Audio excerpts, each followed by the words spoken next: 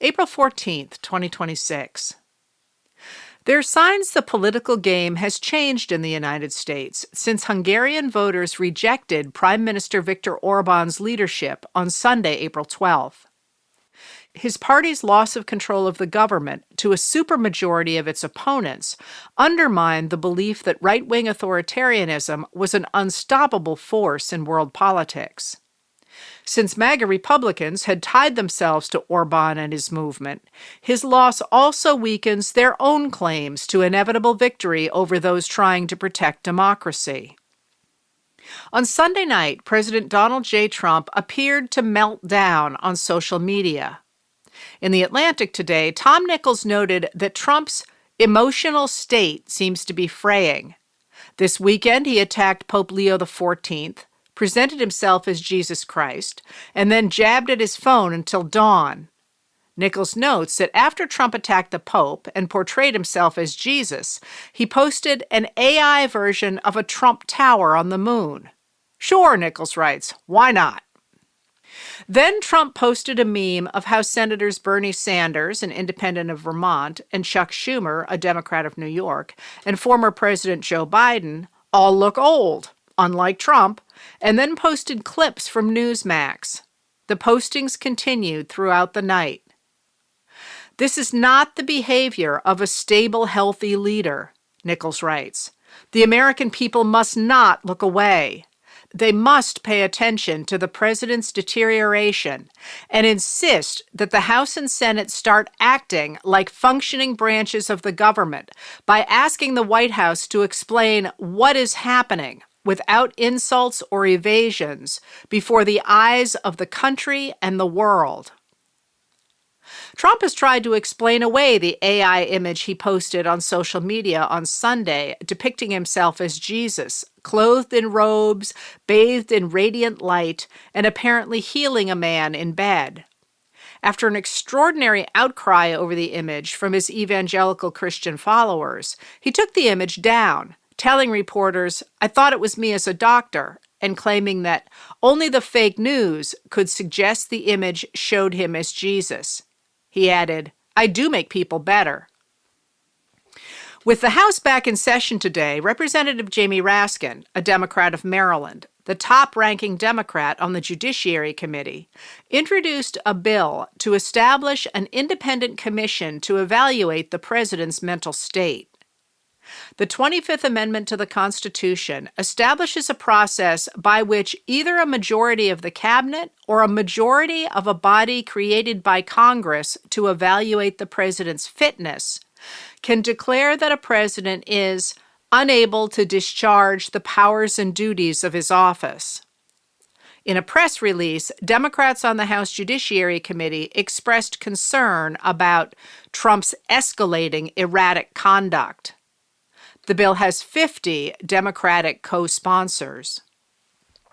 Public trust in Donald Trump's ability to meet the duties of his office has dropped to unprecedented lows as he threatens to destroy entire civilizations, unleashes chaos in the Middle East while violating congressional war powers, aggressively insults the Pope of the Catholic Church, and sends out artistic renderings online likening himself to Jesus Christ. We are at a dangerous precipice, and it is now a matter of national security for Congress to fulfill its responsibilities under the 25th Amendment to protect the American people from an increasingly volatile and unstable situation, Raskin said in a statement. Trump's deteriorating mental state has become impossible to overlook, but Republicans are making excuses for it. Cabinet members who owe their positions to Trump and who likely recognize they will never rise to such power again in a merit-based system will probably not question Trump's mental acuity. But Raskin's measure will force Republicans in Congress either to vote for an independent commission to evaluate Trump or to own his increasingly erratic behavior themselves. Today, when asked if he were comfortable with Trump's threat of last week that an entire civilization would die if it did not meet his demands, Senate Majority Leader John Thune, a Republican of South Dakota, changed the subject by saying, "You've got to look at what the president is doing, and I think right now he's trying to open the Strait of Hormuz, which we're all supportive of." The strait was, of course, open before Trump attacked Iran. The Lincoln Project accused Republicans of ignoring Trump's sharp mental decline, the same way they've ignored his crimes. Trump's erratic behavior has led the U.S. into disaster by striking Iran, which in turn attacked its neighbors and closed the Strait of Hormuz.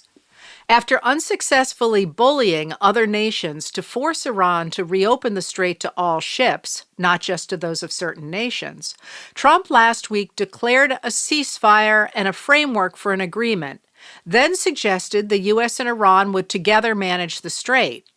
When Iran continued to maintain control of it, Trump announced the U.S. would blockade the strait to make sure no ships at all could cross through it, with the idea that the U.S. can withstand the economic pain that closure will cause for a longer time than Iran can.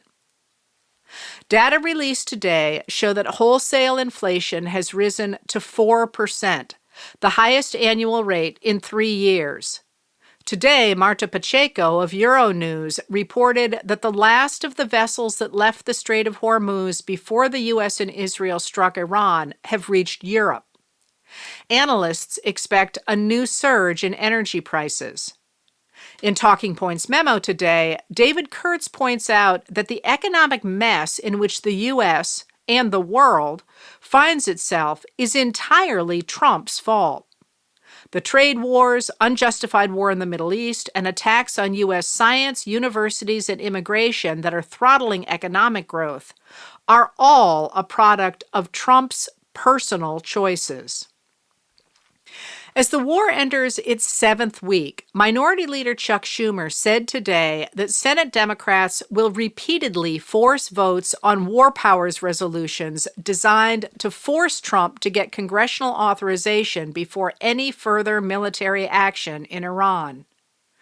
45 days into this war, Congress has been sidelined because our Republican colleagues refuse to take a strong stand against this war and duck it completely because they're afraid of Trump, Schumer said today.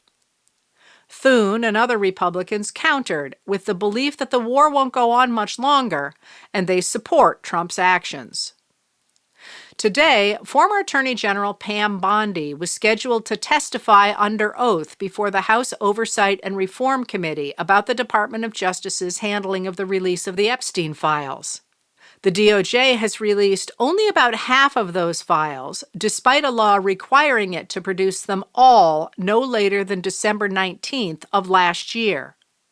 Many of the records it did release are heavily redacted, despite the very few and very specific conditions under which Congress allowed such redactions. Bondi did not show up. The Department of Justice is taking the position that since she was subpoenaed as Attorney General and no longer holds that position, the subpoena was no longer in force. Democrats on the committee disagree.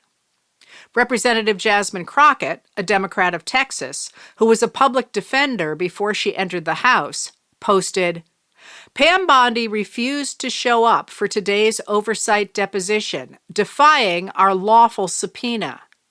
We couldn't care less that she was fired from her job as Attorney General. She is responsible for leading the White House cover-up of the Epstein files. Since she didn't show up, Oversight Democrats will move to hold her in contempt of Congress. The survivors deserve justice, and we will get answers. Enough is enough." Representative Robert Garcia, a Democrat of California, the top Democrat on the Oversight Committee, told The Weeknight, "People have to be held accountable for the laws that we pass in the Congress and the subpoenas that we put in place."